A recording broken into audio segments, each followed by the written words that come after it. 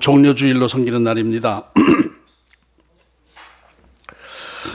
예수님께서는 이 땅에 오셔서 33년간 머무시다가 십자가를 지셨는데, 예수님의 일생을 보면은 그 삶 전부가 다 고난의 일생이라고 말할 수 있겠지만은, 특별히 예수님의 생애 마지막 한 주간은 결정적인 고난의 극치를 보여주고 있습니다. 오늘 예수님께서 많은 사람들의 환호를 받으면서 낙이 타고 예루살렘에 입성하시지만은, 그런데 그렇게 시끌벅적하게 입성하셨지만은 성경을 보면은 내일부터는 왠지 좀 썰렁한 분위기가 느껴집니다. 이렇게 많은 사람들 틈에 이렇게 휩싸여서 메시아로서의 등극하는 모습이 아니라 썰렁하게 성전에서 성전 정화를 시키시고 비유의 말씀을 하시고 바리새인들을 책망하시고 이렇게 그런 말씀을 하시다가 목요일 날 갑자기 체포되시고 십자가에 달리시고 금요일 날 돌아가시고, 그리고 다음 주일 부활 주일 날 아침에 부활하신 모습으로 나타나시는 장면으로 한 주간이 시작되고 마무리되는 것입니다. 이것은 제자들로서는 전혀 상상할 수 없었던 뜻밖의 결과였습니다. 예수님께서 예루살렘 성에 입성하실 때 그렇게 많은 그 무리들이 종려나무 가지를 흔들며 호산나 이제 구원하소서라고 그냥 아주 북적북적대던 그 사람들은 다 어디로 간 것인가? 참 뭔가 좀 뜻밖이고 좀 어딘가 허전한 느낌이 드는 거예요. 오늘 이후 내일부터의 그 하루하루의 일정은 월요일부터 금요일까지 쭉 그날 예수님의 행적을 새벽 기도 시간에 이제 묵상해 보려고 하는데, 그렇게 시끌벅적하던 분위기는 갑자기 썰렁해지고 그냥 그날 오늘 이제 오후에 성전 정화시키시고 다시 성 밖으로 나가서 베다니로 내려가시고 다음 날 월요일 날 다시 성 안으로 들어오시는데, 어쩐 일인지 아침 식사도 못 하시고 들어오셨다 이렇게 기록하고 있어요. 이 21장 18절을 보면은 이른 아침에 성 안으로 들어오실 때에 시장하신지라. 아마 새벽 기도하시면서 새벽에 일찍 일어나서 어디 산에서 기도하시다가 바로 예루살렘 성 안으로 들어오셔서, 베다니는 아마도 나사로의 집이겠죠. 그런 것 아닌가 이렇게 생각이 되는데, 시장하시니까 이 무화과나무에 열매가 달렸나 하고 무화과나무 가까이로 가보니까 잎만 잔뜩 무성해 있지 실제적인 열매가 하나도 없었던 거예요. 그러니까 예수님께서 그 나무를 저주하시고 나서 보니까 그 나무가 말라버렸다. 이런 기록이 이제 다음에 나옵니다. 그리고 이제 월, 화 이렇게 말씀을 전하시고, 수요일 날은 기록이 없어요. 목요일 날 최후의 만찬, 6월절 최후의 만찬 하시다가 갑자기 체포당하시고 그냥 그 다음 날 금요일 날 십자가 지시고 죽으신 거예요. 그리고 다음 주일 날 부활한 모습으로 나타나신 것, 이것이 오늘 이후에 이 성경에 기록된 하루 한 주간 동안에 나타난 일인데, 사실 이 한 주간이 예수님이 이 땅에 오신 목적의 핵심이 다 이루어지는 결정적인 한 주간이 되는 것입니다. 오늘 이후 금요일까지 육신을 가진 예수님의 마지막 모습이 되는 것이고, 금요일 이후는 이제 다음 주일 부활주일 이후는 영적인 예수님의 모습이 우리에게 보여지고 있는 거예요. 신학적으로 예수님은 완전한 인간으로 오신 분이시며 또한 완전한 하나님이신 것입니다. 완전한 사람의 모습을 가지고 이 땅에서 33년을 계셨지만은 영적으로 보면 예수님은 완전한 하나님이시다. 완전한 인간이며 완전한 하나님이시다. 이것이 우리 기독교의 핵심적인 교리라고 볼 수가 있는 거예요. 완전하신 하나님이 완전한 인간으로 변화되셔서 이 땅에 오시고 십자가 지시고 사흘 만에 부활하신 것, 이것이 우리의 그 죄성으로 죽을 수밖에 없는 우리 인간들에게 영생의 축복을 주시기 위한 하나님 스스로의 희생이었던 것입니다. 물질 세계에서는 사실 뭐 영적인 세계의 신비를 다 알 수도 없고 이해할 수 없는 부분도 많이 있습니다. 하나님께서 보여주신 것만 우리가 알 수 있는 것이고, 하나님께서 알려주신 것만 우리가 알 수가 있는 거예요. 지금은 이제 우리는 다 물질 세계에서 물질을 입고 물질의 겉옷을 입고 이 세상에 살고 있죠. 그러면서도 물질 세계에 살면서도 우리 안에는 또 다른 어떤 영적인 존재의 의미가 있고 영적인 세계를 경험할 수 있습니다. 우리가 하나님께서 그것을 우리에게 조금씩 보여주고 계시는 거예요. 하나님께서 우리 인간을 창조하실 때 원래 하나님의 형상대로 지으셨기 때문에 우리 인간도 처음 아담 때는 하나님과 직접 대화하면서 지낼 수가 있었죠. 그러다 아담이 죄를 짓고 나서 에덴 동산에서 쫓겨나면서 하나님과 직접 교통할 수 없게 된 것입니다. 하나님과의 관계가 죄의 담벼락으로 인해서 막혀버리게 된 거예요. 그렇다고 해서 하나님과 우리 인간 관계가 완전히 단절되었느냐라면 그렇진 않은 거예요. 그렇지 않고 이제 가죽 옷을 입히고 용서해 주시는 의미로 말씀하시고, 그 뒤로 이제 구약 시대에는 선지자나 뭐 제사장들을 통해서 하나님과의 단절된 관계를 중개자 역할을 하는 선지자 제사장들을 통해서 하나님의 메시지를 주시고 또 하나님의 뜻을 알게 해주시고, 또 짐승을 희생시키면서 제물을 드림으로 해서 인간들과 하나님의 관계가 그럭저럭 아주 끊기진 않고 관계성을 맺고 있었던 거예요. 그러나 이 짐승을 제물로 하는 그 예배만 가지고는 인간의 죄의 문제가 원천적으로 해결되지 않았고, 또 하나님과의 관계도 완전한 회복이 이루어질 수가 없었던 거예요.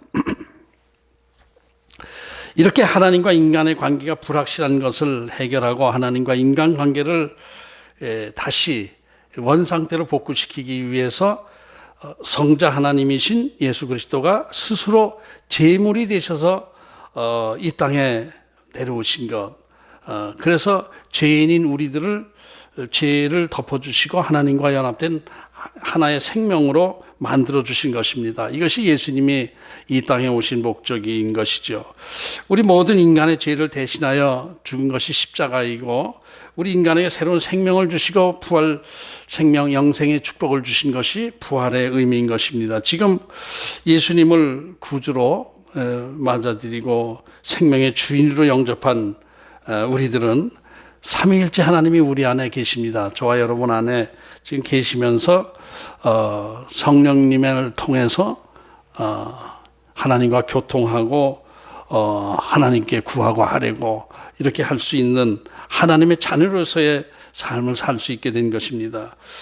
지금 저와 여러분 안에 그리스도의 영이 임재해 계심으로 해서 우리들은 하나님의 인도하심 안에서 하나님과 교통하며 살아갈 수 있는 것, 이런 거 다 십자가의 공로다, 이렇게 우리가 말하고 있습니다.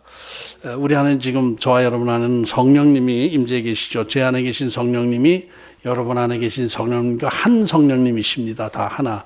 그러니까 저와 여러분이 영적으로는 하나로 연합되어진 생명이라고 볼 수 있겠죠. 그죠?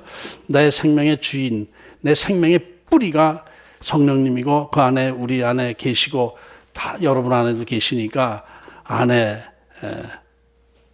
다 같은 성령님으로 하나 된 교회의 모습이다, 이렇게 볼 수가 있는 거예요.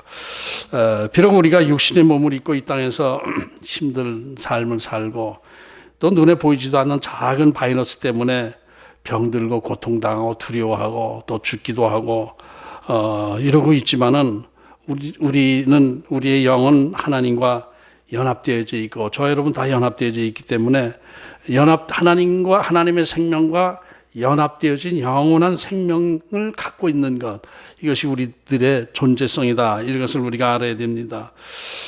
그러나 우리가 이 땅에서 육신을 입고 살아가고 있는 한 시공간의 제약을 받지 않을 수가 없습니다. 또 먹고 자고 있고 하는 문제에 대해서 신경을 쓰지 않을 수도 없습니다. 그러다 보니까 이 하나님 나라 영적인 세계의 그 어떤 그 축복보다 육신의 문제, 물질적인 문제, 이런 것들이 우리 의식 가운데 더 중요한 비중을 차지하고 있는 것도 부인할 수 없는 사실입니다. 우리가 하나님께 예배하고 기도할 때에 많은 내용이 육신의 문제에 이제 속해 있지 않습니까? 육신의 문제에 많은 기도를 하고 있습니다. 기도할 때 영적인 기도, 하나님과 교통하고 하나님 앞에 순종하고 하나님의 뜻을 따르고 뭐 이렇게 많은 기도를 하지만은, 그러나 끝에 가서 가만히 보면은 그럼에도 불구하고 이게 필요하고 저게 필요하고 이런 그런 문제가 나오는 거, 어쩔 수 없는 현실이에요. 그게 뭐 그렇다고 해서 뭐 육신의 문제 구하는 것이 뭐 잘못된 것이다 이렇게 얘기할 수도 없는 것이고 그런 것이 우리 인간의 이 한계다. 한계예요. 예. 하나님 앞에 이렇게 영적으로 영적인 삶을 살면서 하나님 앞에 순종하고 충성하려고 하지만은 앞에 걸림돌이 계속되는 것은 육신의 문제 때문에 그래요. 믿음의 갈등이 있는 것도 육신 때문에 그런 거예요. 육신이 없다면 믿음의 갈등이 뭐 있을 수가 있겠습니까? 영적으로 직접 교통하게 되는데. 우리 인간의 육신을 가진 우리 인간의 현실적인 한계가 이것이다. 이런 생각을 한 주간 동안 계속 해봤습니다. 그러니까 육신을 가지고 이 땅에 오신 예수님도 결국 우리와 똑같은 마음을 가졌을 거 아니에요. 또 힘들고 배고프고 춥고 덥고 이런 피곤하고 졸리고 목말라 하시고 이런 똑같은 감각을 가지고 이제 이 땅에 사셨어요. 그러니까 십자가 앞에서 예수님도 힘들어 하시지 않았습니까? 십자가 지시는 걸 예수님도 힘들어 하셨어요. 육신을 가진 거. 그러니 뭐 우리가 뭐 이 세상 살아가면서 좀 힘들어하고 뭐 답답해하고 하나님께 구하고 하는 것이 뭐 그 잘못입니까? 예수님도 그 육신을 가진 예수님도 그렇게 하셨는데, 그런데 여기서 또 가만히 생각해 보면은 예수님이 십자가 지신 것은 영이신 하나님이, 전지전능하신 하나님이 육신을 가지고 십자가를 지신 것은 육신의 고통을 다 겪으신 것 아니에요.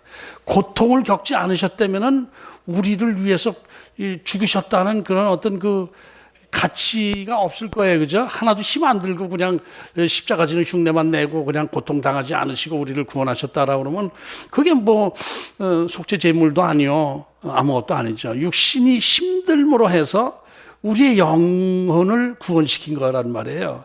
육신을 통해서, 육신의 고통과 죽음을 통해서 우리의 영혼을 살리신 것이다. 좀 어떤 면에서 좀 아이러니컬한 면이 좀 있는 것 같아요. 영을 살리기 위해서 육신의 고통을 당하신 거예요, 예수님께서. 그것이 그 십자가의 깊은 의미입니다. 그렇지 않으면 안 됐으니까. 그렇지 않으면 우리의 구원이 이루어지지 않았으니까. 그러니까 영과 육, 물질 세계와 영적인 세계, 이게 어떤 면에서 보면 둘로 나눌 게 아니라 하나로 합쳐진 거예요. 그죠? 영의 세계와 육신의 세계가 갈라질 수가 없어요. 영과 육신이 같이 있는 거예요. 지금 이 땅에서. 그래서 힘든 거예요. 그러니까 영적인 문제도 중요합니다. 영적인 기도도 중요합니다. 그러나 육신적인 문제도 우리가 소홀히 여기면 안 돼요. 육신적인 문제도 중요한 거예요. 당연히 그런 것입니다. 그렇다고 해서 또 육신적인 문제만 이렇게 내가 관심을 가지고 있는 것도 문제가 있고, 또 육신은 소홀히 하고 영적인 문제만 또 관심을 갖고 있는 것도 바른 균형 잡힌 신앙은 아닙니다. 영적으로 하나님께 가까이 하면서 육신의 문제도 우리가 극복해 나가는 것, 이런 것이 바른 신앙, 균형 잡힌 신앙이다, 이렇게 생각할 수가 있습니다. 하나님께 대한 예배는 우리가 영으로 드리는 것이죠. 영으로 드리지만은 영만 드리나요? 육신은 따로 가 있고 영만 드리나요? 육신도 같이 하나님 앞에 엎드려서 예배하면서 영으로 영과 진리로 예배를 드리는 것입니다. 요즘 왜 이런 얘기를 좀 하느냐 하면은 코로나 바이러스로 인해서 많은 교회들이 2달 가까이 지금 자유스럽게 예배를 드리지 못하고 있습니다. 그냥 가득히 모여서 하나님을 찬양하고 이렇게 예배드리고 하던 모습들이 썰렁하게 그냥 드문드문 앉아서 예배 드리든지 아니면 아예 싹 비워놓고 그냥 그 인터넷으로 예배를 드리든지 이러고 있거든요. 육신이 배제된 예배, 완전한 예배라고 볼 수가 없다라는 생각이 됩니다. 영적인 존재이면서 육신을 가진 존재, 물질 세계에 살면서 진정으로 하나님께 예배하고 영적인 삶을 산다는 것이 그래서 쉽지가 않습니다. 육신과 같이 드려야 되는 것이니까.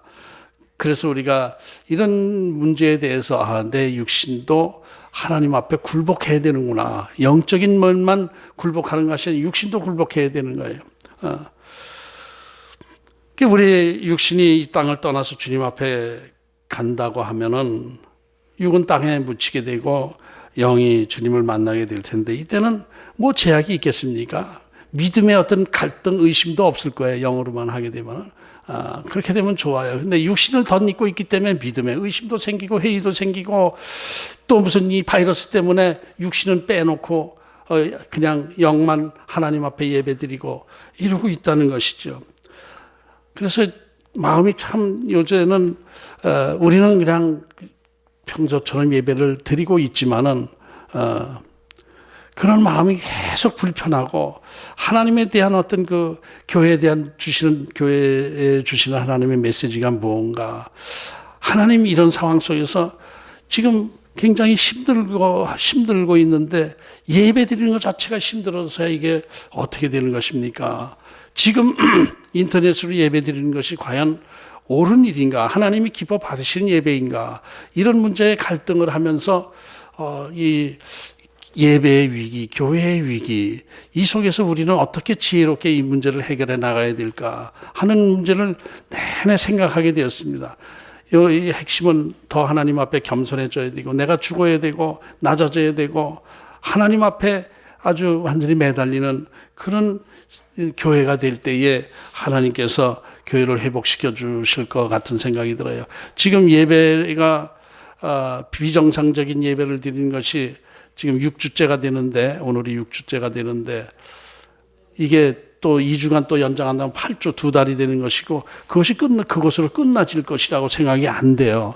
점점 더 세계적으로는 좀 더 확 불 붙듯이 일어나고 있는데 우리만 울타리치고 우리끼리만 조용히 있고 조심하고 있다고 해서 될 일이 아니지 않습니까? 또 이게 오래 그렇게 폐쇄된 이게 어떤 삶을 살게 되면은 경제가 마비가 되지 않습니까? 경제만 뭐 신문 인터넷 신문 잠깐 보니까 비행기가 96%가 그대로 그냥 4%만 운영되고 있다. 4%만. 그러니 그게 어떻게 되는 거예요, 이게? 비행기 항공사들은 어떻게 될 거예요? 그러니까 이거 코로나가 끝나고 나면은 경제 공황이 또 이루어질 것이고 그것을 위해서 또 세계 전쟁이 일어날 가능성까지 또 이렇게 생각하는 사람들도 있더라고요. 경제적으로 이렇게 지금 이렇게 마스크 하나 갖고 이기적인 그 행동을 하면서 갈라지고 있지 않습니까? 뭐 이렇게 국가적인 관계도 거울어지고 어색해지고 이러고 있어요. 이런 가운데서 하나님께서 우리에게 어떤 메시지를 주고 어떤 계획을 갖고 계시는가. 저는 계속 기도하다 보니까 이번 이 고난을 통해서 교회가 회복되고 부활의 역사가 나타나는, 부흥의 역사가 나타나는 기회가 주어질 것 같은 또 기쁨이 오기도 하더라고요. 이번 기회를 통해서 교회가 낮아지고 겸손해져서 하나님이 기뻐하신 교회로 다 변화되고 다시 교회가 부흥되는 새로워지는 역사가 나타날 수 있을 것 같다. 이런 믿음이 또 주어지더라고요. 위기는 기회라고 그랬지 않습니까? 위기는 기회라고 그랬어요. 그래서 이 위기를 우리가 잘 지혜롭게 이겨나가야 될 것이다 하는 생각을 합니다. 그러면서 주님이 빨리 오셔서 우리에게 부활 생명을 주시고 영과 육이 하나 되어서 예수 그리스도와 영생 복락을 누리는 기쁨을 누리고 싶은 어떤 그런 마음을 또 가지게 돼요. 육신을 가지고 이 땅에서 하나님께 예배하고 하나님과 동행하며 산다는 것이 그렇게 쉬운 일도 아니고 기쁜 일만도 아닌 것, 이것이 좀 답답한 느낌이 들더라고요. 그러나 이 가운데서 성령께서 우리에게 기쁨과 감사의 마음을 주시고 또 우리 안에 계신 성령께서 뜨거운 믿음을 주시고 하나님의 말씀을 전해주시고 해서 우리가 아주 넘어져서 쓰러지지 않도록 지켜주시고 하는 것, 이것도 하나님의 은혜요 감사의 조건이 됩니다. 우리의 믿음이 약해질 때에 영적으로 하나님께서 우리에게 나타내 보여주시고, 약해질 때에 넘어질 때 일으켜 세워주시고, 이렇게 하시면서 낙심하는 마음이 다시 소망을 갖게 되게 하시고, 힘을 주시는 것, 이런 것, 이 살아계신 하나님께서 우리에게 은혜를 주시기 때문입니다. 우리가 육신을 가지고 믿음을 지키면서 살아갈 수 있는 것, 이것이 참 그것도 하나님의 큰 은혜다라는 생각이 되는 거예요. 이게 좀 골아픈 얘기를 이제 설교하기 서론으로 골아픈 얘기를 하고 해서 좀 지루하시지 않으셨어요? 좀 골아프죠. 육신과 영의 관계, 육과 영이 합쳐진 그 예배, 이런 가운데서 힘든 장애물이 생기고 우리가 어려움을 겪고 의심이 생기고 이렇게 하는 것, 이러면서 또 하나님께서 우리를 교회를 이끌어 가시는 것, 이런 것들을 이렇게 생각해 보면서 좀 심각해지더라고요. 그래서 좀 골치 아프지만은 이런 말씀을 드려봤습니다. 오늘 본문을 보면은 당시 유대인들에게 있어서 메시아라든지 뭐 하나님 나라라는 말의 의미는 어디까지나 육신적이었습니다. 영적인 하나님의 나라가 아니고, 당시의 유대인들이 천국, 하나님의 나라 이렇게 얘기하는 것은 죽어서 가는 그 영의 세계를 생각하는 게 아니라, 하나님 나라 천국 하면은 하나님의 통치를 천국이라고 그랬어요. 하나님의 통치하는 세계를 천국이라고 그랬어요. 천국. 이게 하늘나라, 천국이죠. 이게 하나님의 나라, 천국, 하늘나라 뭐 이렇게 얘기를 하는데, 이 천국은 우리는 어떻게 생각하면은 죽어서 가는 곳 이렇게 생각하지만, 당시 유대인들은 이 땅에 메시아를 통해서 하나님의 통치가 이루어지는 그곳을 천국이라고 그랬어요. 천국이 가까우고 있다. 세례 요한이 회개하라, 천국이 가까우고 있다라는 것은 회개하라, 이제 하나님의 통치하는 나라가 세워질 것이다 이 땅에, 그 얘기거든요. 예수님이 오시는 것을 그렇게 표현하는 거예요. 회개하라, 천국이 가까우고 있다. 그러면 우리는 회개하라, 죽을 때가 가까웠다 이렇게 생각하지만은, 그 당시 유대인들은 메시아가 오셔서 이 땅을 회복시킨다고 이렇게 들은 거예요. 이게 메시아도 정치적인 메시아, 하나님의 나라도 정치적인 나라, 하나님이 통치하시는 나라, 이것을 이야기하는 것이었어요. 그래서 예수님에 대한 기대도 역시 이 땅에서의 정치적인 메시아, 이 땅에서의 하나님의 통치를 바라면서 예수님을 따랐던 거예요. 그런데 예수님이 나아가시는 방향은 처음부터 그 사람들의 생각과는 완전히 달랐습니다. 처음부터 영적인 구원을 위해서 십자가를 향해서 한 걸음 한 걸음 발걸음을 옮기고 계셨던 거예요. 제자들이 그렇게 수시로 말씀하셨지만 제자들은 못 알아들었어요. 왜냐하면 육신적으로만 꽉 차 있었기 때문에 영적인 세계를 얘기를 하면은 귀로 흘러들어 버려요. 사람이 원래 그렇지 않습니까? 자기가 듣고 싶은 것만 듣지 않습니까? 사람이 듣기 싫은 거는 잊어먹어 버려요. 한 귀로 듣고 한 귀로 흘려버려요. 듣기 좋은 것만 받아들여요. 축복 하면 그것만 받아들여요. 십자가 하면 다 흘려버리고 말고. 그래서 십자가 지시는 것을 말씀해도 다 흘려버리고 말았잖아요. 예수께서 오병이어의 기적을 일으키셨을 때도 사람들은 그 오병이어의 기적을 보면서 너무 놀랐던 거예요. 오병이어의 기적은 무엇을 의미하는, 모세 시대 때 하늘에서 만나를 내려주신 것처럼 이 사람을 통해서 만나와 같은 기적을 일으키셨구나. 이분이 모세 같은 사람이로구나. 바로 이분이 메시아로구나. 이렇게 생각을 했던 거예요. 그래서 그냥 그 오병이어의 기적을 경험한 사람들, 그 소문을 들은 사람들이 몰려서 예수님을 왕으로 추대하려고 했지 않습니까? 육신적 왕, 이 세상 정치적인 왕으로 세우려고 했어요. 그때 예수님은 자리를 슬쩍 피하셨어요. 산으로 들어가서 기도하셨어요. 이제 예수님을 찾아온 사람들이 또 한 번 그런 오병이어의 기적을 일으켜 주십시오 이렇게 얘기를 하고 하니까 예수님께서 뭐라고 말씀하냐면, 그까짓 거 어렵지 않아, 또 해줄게 매일 해줄게 이렇게 하신 것이 아니라, 야, 내가 너희들에게 온 것은 육신적인 먹이를 주려고 온 것이 아니다. 만나를 먹었던 사람 지금 살아있는 사람이 있느냐? 다 죽었어. 내가 육신적, 그러니까 내가 오병이의 기적을 일으켜서 너희가 떡과 물고기를 먹은 사람들 지금까지 배부른가? 다 소화되고 또 먹고 싶지 않느냐? 내가 너희들에게 진짜 주고자 하는 것은 내 몸을 바쳐서 너희들에게 영생의 떡을 주려고 온 거야. 그 오병이의 그 먹을 것 이것만 바라고 있으면 안 돼. 영원히 살 수 있는 영생의 물을 마시고 영원히 살 수 있는 떡을 내 몸을 희생시킴으로 해서 너희들에게 주려고 온 거야. 이런 뜻의 의미를 말씀을 하셨잖아요.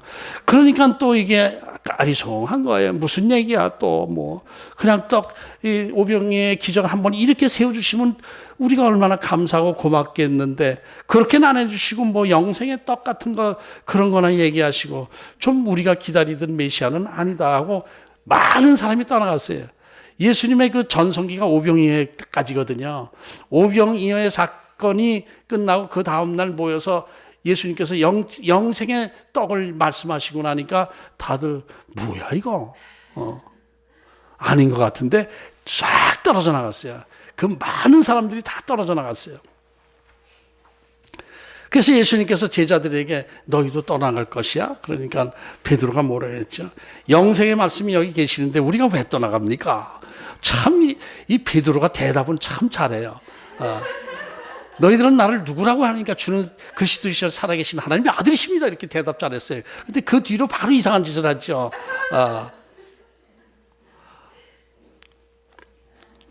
그러니까 속으로는 겉으로는 그렇게 인정했지만 속으로는 여전히 예수님께서 이 땅의 정치적인 메시아로 등극하시기를 기다리면서 이제 있었던 그 모습이 보여지는 거예요. 제가 이제 새벽 기도나 뭐 기도할 때 저는 솔직히 말해서 영적인 기도가 90%예요. 예. 정말 하나님 앞에 충성하고 온유하고 겸손하고 진실된 종으로 그리스도의 사랑을 나타내고 뭐 이렇게 막 그런 기도를 쭉 해요. 그러다 보면 내 부족함이 자꾸 느껴서 하나님 제가 너무 아직도 부족합니다. 고쳐줘 막 그렇게 해요. 근데 끝에 가서는 그런데 아버지 좀 힘들어요. 힘들어요. 이거 좀 도와주시면 안 돼요? 근데 아멘. 그러고 나면은 그 긴 시간 기도한 거는 약간 그 흘려서 하는 기도로 내가 느껴지고 끝에 가서 한 기도 요것만은 꼭 이루어 주옵소서 하는 그런 마음이 들더라니까요. 이게 베드로도 그랬던 거예요. 베드로도 신앙 고백은 참 잘했어요. 그런데 그 뒤에 하는 행동이 그냥 육신적인 것, 바라는 것, 이런 것처럼 저 자신도 그런 것 같아요. 그래서 저는 많은 시간을 영적인 기도에 쏟고 있으면 나를 내리고 나를 죽이려고 하는 기도를 많이 하지만은 그러나 이제 마지막 1% 잠깐 기도하는 거 그것이 내 마음의 깊은 데서 나오는 기도다 하는 생각이 들면서 참 한심하구나 하는 생각이 들어요. 그렇단 말이에요. 예수님 당시에 사람들이 다 그랬거든요. 예수님께서 기적을 일으키시고 병든 자를 고치시고 뭐 이게 어디까지 육신의 문제 아니겠습니까? 죽은 자를 살리신 것도 육신의 문제예요. 오병의 기적을 일으킨 것도 다 육신의 문제를 해결하는 거예요. 그것만 바라보고 있었던 거예요. 병 고쳤다고 해서 그 사람이 병 다시는 안 걸렸나요? 나사로를 살리셨다고 해서 나사로가 영생했나요? 죽었어요. 결국 다 죽었어요. 나사로의 무덤은 2개나 있어요. 그래서 무덤을 2개씩이나 갖는 거예요. 죽었다 살아났다는 것이 복이 아니에요. 무덤만 2개 생긴 거죠. 그러니까 이 육신의 문제 해결은 근본적인 것도 아니고 영원한 것도 아니죠. 그럼 예수님께서 그 기적을 일으키신 것은 그 의미는 무엇이냐? 그리스도인 것을 하나님께서 보내신 자, 그리스도인 것, 기름 부음 받은 자인 것을 하나님으로부터 기름 부음 받은 자가 그리스도라는 의미 아닙니까? 그것을 보여주기 위해서 그런 기적을 하는 거예요. 그러니까 이 사역에서 병 고치고 예언해주고 뭐 이렇게 하는 것들 능력 있는 능력의 종 하지만은 원천적인 문제 해결하는 것이 아니에요. 그것은 그 신앙이 바른 신앙도 아니고 말씀 안에서 하나님의 진정한 뜻, 진정한 메시지를 듣는 것이 바른 신앙이죠. 병 고치고 막 이렇게 하는 그 교회들의 문제들이 자꾸 생기잖아요. 영적으로 변화가 안 되니까. 육신의 문제만. 제가 아는 그 기도원 원장 한 분은 굉장히 능력이 있는 분이에요. 그래서 병도 무지하게 많이 고치고 그러는데 그 목사님이 뭐라고 그러냐면은 기도원 하면서 그래요. 그 목사님이 이제 제가 어떻게 그 얘기를 하게 됐냐면은 제가 어디 가서 설교를 하게 됐는데 그 목사님이 제 설교를 듣고 은혜를 받았다고 막 설교 끝나고 나니까 막 은혜를 받았다고 그러면서 저는 어디 저 평택인가 오산인가 어디 거기서 기도원을 하고 있는데 병자들 많이 고치고 있는데 목사님 말씀을 듣고 보니까 참 은혜가 됐습니다. 그래서 은사 사역을 병 고치고 이렇게 하는데 그러면 이거 얼마나 전 그런 은혜를 못 받았습니다. 아니에요. 그게 참 별게 아니에요. 뭐 이러면서 얘기하는 게 중풍병자를 고쳐주고 뭐 고쳐주면 그 다음 날 새벽 저녁에 이제 집회하다가 하면 그 다음 날 안 보인대. 고침받고 나면 그냥 도망가 버린대요. 믿음이 자라지 않는다는 거예요. 뭐 이제 이런 얘기를 해서 그런데 어쨌든 영적인 문제가 우리 안에 깊이 하나님의 향한 소원을 갖고 있어야지. 육신적인 문제는 믿음이 자라질 않아요. 여기서 죽은 자를 제가 살렸다 하더라도 여러분 그거 보면 와 진짜 하나님 살아계시나 하고 믿음이 생기는 거 아니에요. 성령의 역사하심으로 해서 말씀 가운데 내가 깊이 속으로 변화되는 것. 그게 은사적 축복이 있고 은혜적 축복이 있어요. 은사적 축복은 육신적인 문제를 이렇게 해결해 주는 그 축복인데 은혜적 축복은 그게 아니라 성령의 열매가 나타나는 축복. 이것이 진짜 축복인 것이죠. 그러니까 예수님께서 이 병자를 고치시고 하는 것은 어디까지나 그리스도라는 것을 기름 부음 받은 자, 하나님께서 보내신 자라는 것을 보여주기 위한 역사일 뿐이지 그것이 예수님의 본질적인 사역은 아니다라는 것을 여러분이 알고 계셔야 돼요. 본질적인 사역은 십자가 지신 거란 말이에요. 십자가 지신 것. 십자가 지시면서 우리를 살려주시는 것. 영생의 축복을 주신 것. 이것이 예수님의 오신 목적이요. 그것이 본질적인 사역이었던 거예요. 그 전에 이제 병자 고치고 뭐 기적을 일으키고 하는 것은 그 예행 연습으로 보여준 것 뿐입니다.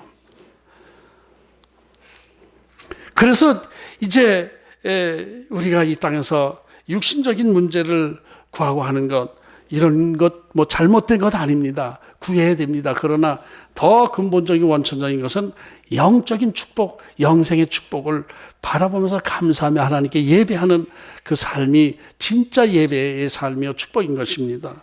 이것을 기억하고 나라는 존재의 의식을 분명히 가져야 되는 거예요. 내가 누구인가? 내가 왜 이 땅에 왔는가?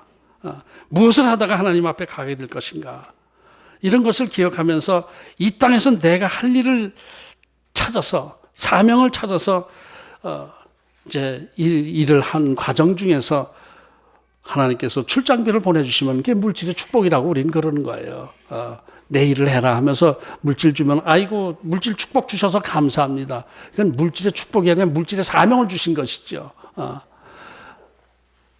물질 주시면 내가 이것을 어떻게 써야 될까를 하나님 앞에 질문해야 되는데 아이고 물질 축복 주셔서 감사합니다. 뭐 먹고 자고 뭐 이렇게 나를 즐겁게 하는 것.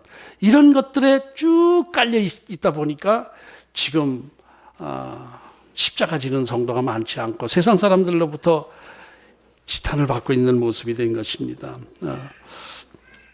그래서 우리가 이제 기억해야 될 것은 정말 예수님이 누구시며 왜 오셨는가, 나는 누구인가를 좀 깊이 생각하는 시간이 되어야 될 줄로 압니다. 오늘 본문 마지막 절 10절 11절을 다시 봅니다. 예수께서 예루살렘에 들어가시니 온 성이 소동하여 이르되 이는 누구냐 하거늘 무리가 이르되 갈릴리 나사렛에서 나온 선지자 예수라 하니라. 무리가 이르되, 그 무리는 많은 사람들 중에서 얘기하는 거예요. 저 사람이 누구야? 왜들 너희들 그렇게 난리치고 있어? 저 사람이요 나사렛, 갈릴리 나사렛에서 온 선지자입니다. 선지자. 이것은 메시아하고는 거리가 먼 거예요. 선지자 차원이 아니잖아요.